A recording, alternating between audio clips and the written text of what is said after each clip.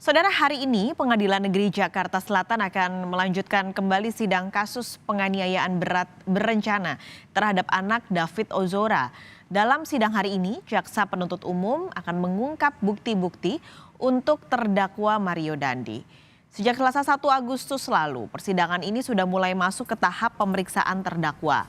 Dalam sidang, hakim meminta jaksa untuk membawa dan menunjukkan bukti-bukti di persidangan hari ini. Selain itu, hari ini terdakwa Shane Lucas juga akan menghadirkan saksi dan ahli meringankan untuk mengungkap kasus penganiayaan terhadap David Ozora. Selasa lalu, pemeriksaan terdakwa Mario Dandi dilakukan langsung setelah hakim mendengar keterangan ahli meringankan dari pihak terdakwa. Ada dua ahli yang dihadirkan terdakwa Mario Dandi, yakni Natalia Widiasih Raharyanti sebagai ahli psikiatri forensik dan juga Jamin Ginting sebagai ahli pidana. Saat ditanyai soal kronologis kejadian dan mobil Rubicon yang dipakainya, jawaban Mario Dandi berbelit hingga ditegur hakim. Setiap hari mobil itu saya pakai, yang mulia. Ya, sebelumnya juga. Iya, sudah. Tapi di bawah penguasaan saudara. Iya. Maksudnya dari orang tua saudara itu memang diperuntukkan untuk saudara. Hanya dipinjamkan, yang mulia. Dipinjamkan dari siapa? Dari Pak D saya. Dari Pak D saudara. Ya. Pinjamkannya bagaimana? Jadi Pak D nitip mobil Rubicon itu di rumah. Terus habis itu saya izin mau pakai boleh nggak, sekalian nih aku pasarin, mau aku jualin mobil ini gitu. Kalaulah saudara pakai mau jualin, toh? Tapi kenapa saudara pakai nomor yang berbeda, bahkan mulai dari Desember? Saya sekalian saya pakai itu sekalian saya tawarin ke teman-teman saya, yang mulia. Iya. Betul. Makanya kan kalau menjawab itu dipikir dulu. Siap. Kalaulah ini saudara diminta untuk jual, kan? Tapi kenapa saudara malah bikin plat nomor? Saudara kasih plat nomor yang berbeda dan plat nomornya itu adalah plat nomor inisial saudara. Iya, saya disuruhnya dijual, tapi sayanya malah merasa ini mobil punya saya sepenuhnya gitu, yang mulia. Salahnya saya kayak gitu. Saudara, jujur, orang tua diberikan kepada saudara atau mobil siapa? Orang tua saudara atau mobil Pak D saya. Atas nama siapa? Atas nama orang yang dulu pernah beli mobil itu, kan bekas pakai, yang mulia, mobilnya. Terserah saudara ya.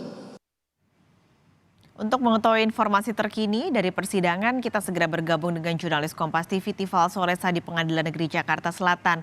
Tifal, jadi bukti apa saja yang tadi dibawa Jaksa Penuntut Umum dan dihadirkan ke depan majelis hakim? Yang paling jelas itu adalah bukti-bukti yang sudah tertuang dalam berkas dakwaan terhadap Mario Dandi Satrio yang dijerat dengan sejumlah pasal terkait dengan upaya penganiayaan berat berencana terhadap korban David Ozora. Tadi beberapa bukti yang kami perhatikan betul ditunjukkan dari Jaksa Penuntut Umum kepada terdakwa Mario bersama dengan tim penasihat hukum yang juga disaksikan pula oleh Majelis Hakim di Pengadilan Negeri Jakarta Selatan adalah HP milik para pelaku, kemudian HP korban David, kemudian plat kendaraan Rubicon yang dipakai oleh Mario dalam melancarkan aksinya, begitu dalam upaya menganiaya David Ozora, kemudian foto kendaraan Rubicon itu sendiri ditambah dengan pakaian dari korban, pelaku, serta STNK Rubicon. Itu yang paling jelas terlihat. Kemudian di paling awal sebelum akhirnya bukti-bukti yang tertuang dalam dakwaan ini ditunjukkan kembali kepada Mario dan tim penasihat hukumnya, dari Jaksa Penuntut Umum juga menambahkan bukti pendukung berupa bukti asuransi. Ini ditujukan untuk mendukung tuntutan yang diharapkan bisa dikabulkan kemudian sesuai dengan hasil perhitungan dari Lembaga Pelindungan Saksi dan Korban LPSK untuk menjatuhkan ganti rugi atau restitusi dari pihak terdakwa Mario Dandi Satrio kepada korban David Ozora dengan besaran 120 miliar rupiah lebih, begitu. Itu untuk data bukti asuransi ini mendukung untuk bisa menggambarkan sejauh mana efek dari penganiayaan yang dilakukan oleh terdakwa Mario kepada David yang berimbas pada kesehatannya juga yang kalau kita ingat lagi dalam 1 bulan lebih bahkan mendekati 2 bulan begitu Mario, saya koreksi, David Ozora ini dirawat di rumah sakit dengan kondisi yang cukup fatal dengan mengalami kondisi cedera saraf serius begitu. Itu yang saya cermati tadi dan sidang berlangsung cukup singkat untuk Mario Dandi, hanya berjalan 15 menit lebih.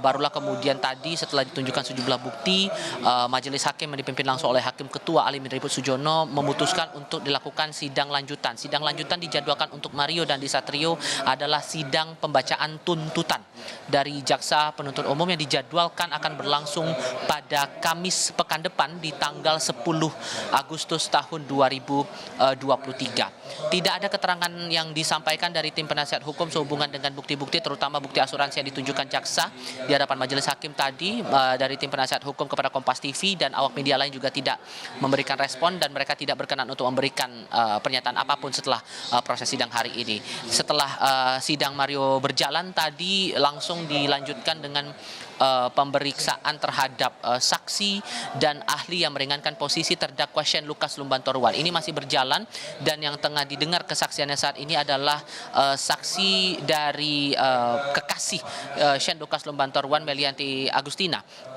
Masih perlu dicermati lagi sejauh mana keterangan-keterangan ini digali oleh tim penasihat hukum terdakwa Shane. Apakah kemudian akan warnanya atau coraknya bakal sama dengan pemeriksaan teman Shane pada pekan lalu atas nama Cio atau LCO yang berlangsung pada pekan lalu di Pengadilan Negeri Jakarta Selatan juga kala itu.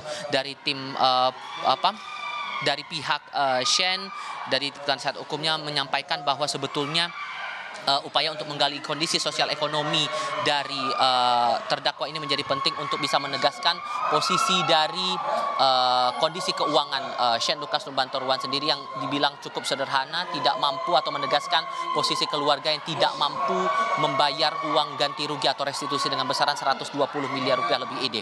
Apakah kemudian hal yang sama juga akan digali oleh keterangan dari kekasih Shane di ruang sidang utama Pengadilan Negeri Jakarta Selatan hari ini? Tentu ini menarik untuk dicermati. Tidak hanya satu saksi yang akan dibawa oleh pihak Shane begitu, tapi juga akan ada saksi, saya koreksi, ahli hukum pidana yang juga akan dihadirkan nanti di hadapan majelis hakim dalam lanjutan sidang hari ini. Walaupun kemudian dari pihak penasihat hukum Shane masih enggan memberikan bocoran siapa nama ahli yang akan dibawa, tapi nantinya setelah pemeriksaan ahli pidana barulah kemudian akan dilanjutkan dengan pemeriksaan terhadap Shane Lucas Lumbantorwan sebagai terdakwa. Paskalis.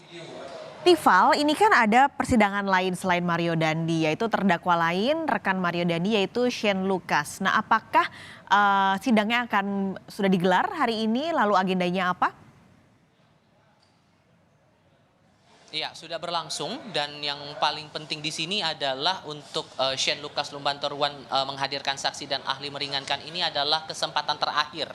Ini sudah menjadi hari terakhir mereka untuk menghadirkan pihak-pihak yang bisa meringankan dakwaan terhadap dirinya yang dijerat dengan sejumlah pasal yang berhubungan langsung dengan upaya penganiayaan berat terencana terhadap korban David Ozora. Perlu kita ingat juga bahwa untuk Shane Lucas Lumbantorwan ini tidak hanya dikenakan pada pasal utama yang berhubungan langsung dengan penganiayaan berat terencana sesuai dengan Kitab Undang-Undang Hukum Pidana, tapi juga dijerat dengan pasal pengait pasal 56 ayat 2 Kitab Undang-Undang Hukum Pidana yang pada intinya menerangkan bahwa Shane Lucas Lumbantorwan ini didakwa menjadi pembantu kejahatan karena memberikan sarana atau pernyataan yang menjadi dasar terjadinya suatu tindak kejahatan. Inilah yang kemudian menjadi pemberat posisi bagi Shane dalam kasus kali ini. Sementara untuk terdakwa lainnya yakni Mario Dandi Satrio ini dijerat dengan sejumlah pasal berhubungan langsung dengan upaya penganiayaan berat terencana terhadap David Ozora yang mengakibatkan luka parah dan dikaitkan juga untuk keduanya ini pada pasal yang tertuang dalam Undang-Undang Perlindungan Anak. Keduanya sama-sama terancam pidana maksimal 12 tahun kurungan penjara, tapi apakah itu akan menggambarkan nanti pada tuntutan?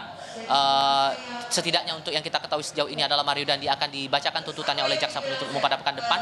Ini yang pasti akan menarik untuk dicermati dan tentu kita juga perlu melihat lagi sejauh mana keterangan dari saksi dan ahli meringankan Shane ini bisa membantu upaya meringankan posisi Shane Lucas dalam sidang tuntutan berikutnya. Paskalis. Tifal Solesa, terima kasih melaporkan langsung dari Pengadilan Negeri Jakarta Selatan.